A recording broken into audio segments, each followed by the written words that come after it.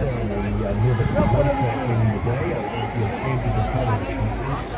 Thousands and thousands of people have arrived at Wimbledon in the build up to his coronation later this year. So what have people on the ground been telling us about how they're feeling for the weekend ceremony? Well, here's a few of them. Let's go check it out.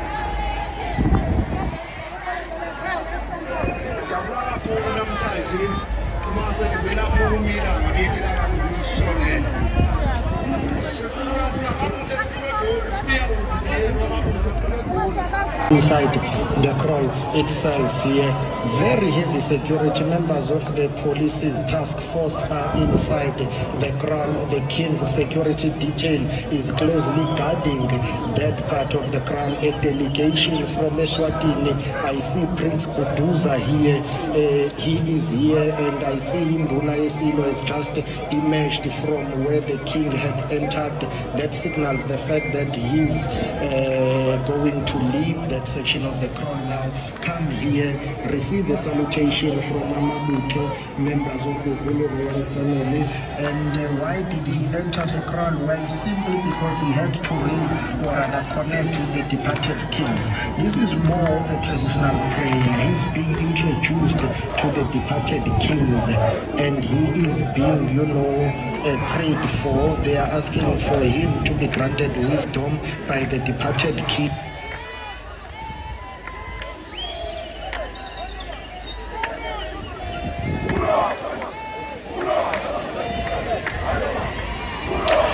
It's a terrible shame, isn't it? Amabutho and Siphamandla breaking away from us there from a...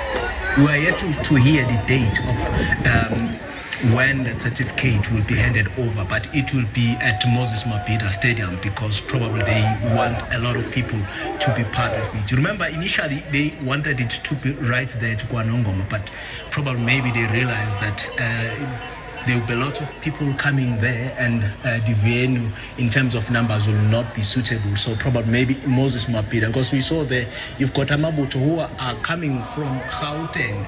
I don't even want to mention Amabutho that are coming from endorsement, but rather it is recognition, let's call it that, by the state through that certificate in terms of the various laws, in terms of how traditional leadership and its institutions are entrenched in our constitution. It is important, it is symbolic for the president to say, actually, this is the state recognizing you as king of Amazulu. And it is apt that it should happen at Moses Mabhida Stadium, Mabuto, because the people that pledge allegiance to this king go far beyond the immediate areas that you would define as historically KwaZulu. Today's KwaZulu Natal. You have people that pledge allegiance to this king across South Africa, across Southern Africa, in various parts of Southern Africa, and even around the world, given where people are stationed currently. So, those who will have an opportunity to be there, they'll be saying, we are Delaware and Sola. Exactly. As I'm feeling right now about Superman Koke, where he is, how I wish, how I envy. That was the cry for war, We are Delaware and Sola. when the other warrior is right there, Yes. facing the enemy, and the warriors who are coming behind will be saying, hey, we are Delaware. Regiments would be sort of the encircling, as you see there. Almost flanking the enemy. The flanks would be formed by the stronger, agile young man, as well as the head, I believe. But you would have what was known as the chest. That's the rear guard.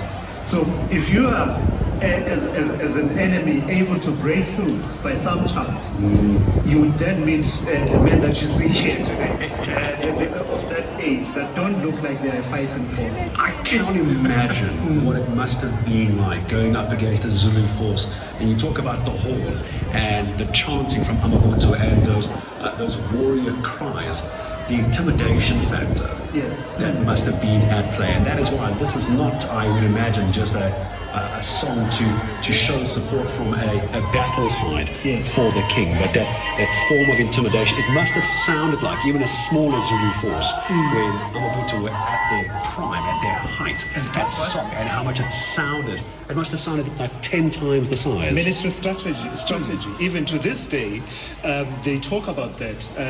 Sun Tzu, is it? The one who wrote The Art of War. Talks about that you must appear as if your forces are many when you are few.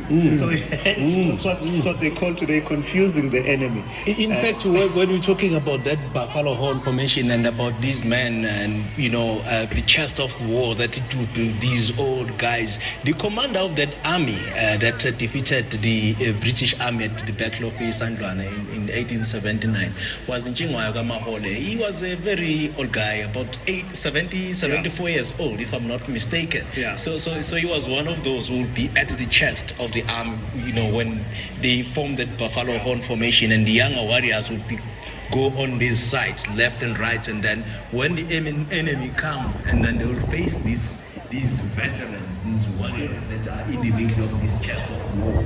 Yeah. So it just talks back to the formation of the nation of Amazulu, that British Republic since now, and people that have decided there. And also this will talk to the segregation of society as well as our civic earlier on. Everyone has a role, and to just find people that still would want to keep in touch with that union, with that history. In a democratic South African I was asking a question earlier. You've been waiting the votes until it's been 2 weeks. I was asking a question that with this modern king coming in, it's something that he's all there we go.